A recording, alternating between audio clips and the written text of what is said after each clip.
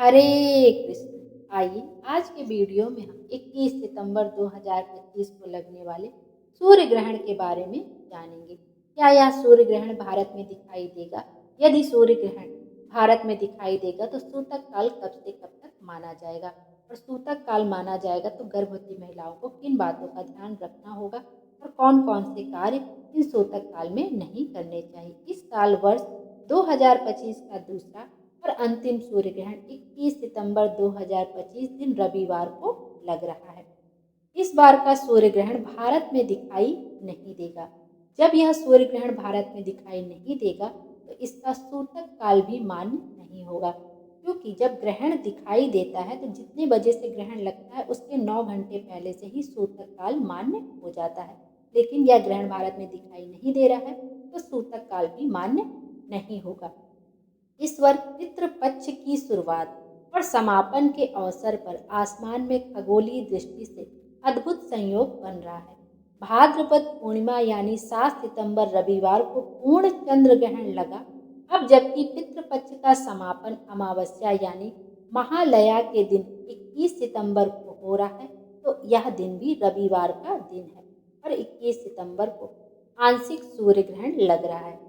ज्योतिषीय दृष्टि से इस सूर्य ग्रहण को दुर्लभ योग माना जा रहा है। आइए अब देखते हैं कि कब से कब तक यह ग्रहण लगेगा।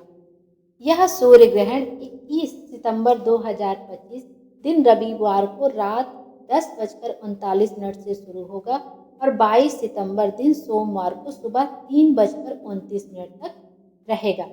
इस सूर्य ग्रहण के बाद से जब ग्रहण खत्म हो जाता है तो सभी शुभ कार्य किए जाते हैं। उससे पहले तक कोई भी शुभ कार्य नहीं किया जाता है। खासकर गर्भवती महिलाओं को विशेष ध्यान देना होता है जितनी देर तक ग्रहण लगा रहता है।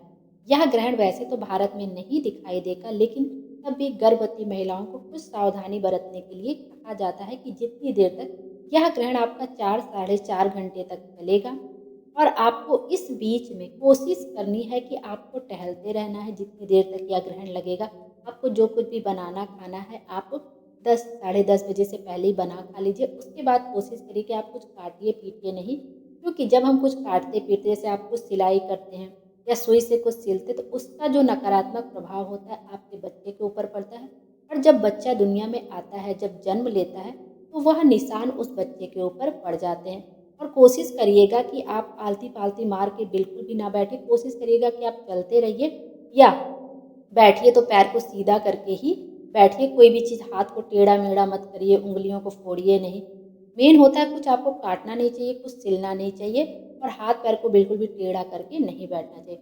अपने बच्चे की सावधानी के लिए आप एक उपाय भी कर सकते हैं कि यदि आपको गौ माता का गोबर मिल जाए तो अपने नाभि के चारों तरफ आप गौ माता के गोबर को लगा दीजिए, या लाल गेरू मिल जाए तो आप उस गेरू को घोलकर अपने नाभि के चारों तरफ लगा दीजिए। इससे ग्रहण का कोई भी नकारात्मक प्रभाव आपके शिशु के ऊपर नहीं पड़ेगा। आप सावधानी के लिए, भले ही यह ग्रहण हमारे यहाँ नहीं भारत में दिखाई देगा, लेकिन ग्रहण तो लग रहा है ना, तो आप कुछ सावधानी के लिए यह उपाय कर सकते हैं। इसके बच्चे के ऊपर कोई भी नकारात्मक प्रभाव नहीं पड़ेगा। 4 साढ़े 4 घंटे की बात है तो हमें बचा लेना चाहिए। इस बात का आपको विशेष ध्यान रखना होगा। और यह ग्रहण इस बार न्यूजीलैंड अंटार्कटिका के इलाके में सूर्य ग्रहण सीधा और साफ नजर आएगा, लेकिन भारत में दिखाई नहीं देगा। आइए जानते हैं कि सूर्य ग्रहण कब, क्यों और कैसे लगता है। चंद्रमा जब सूर्य को आंशिक या पूरी तरह से ढक लेता है और सूर्य की किरणें धरती तक नहीं पहुंच पाती हैं, ऐसे में इस विशेष खगोलीय घटना को ही सूर्य ग्रहण कहा जाता है।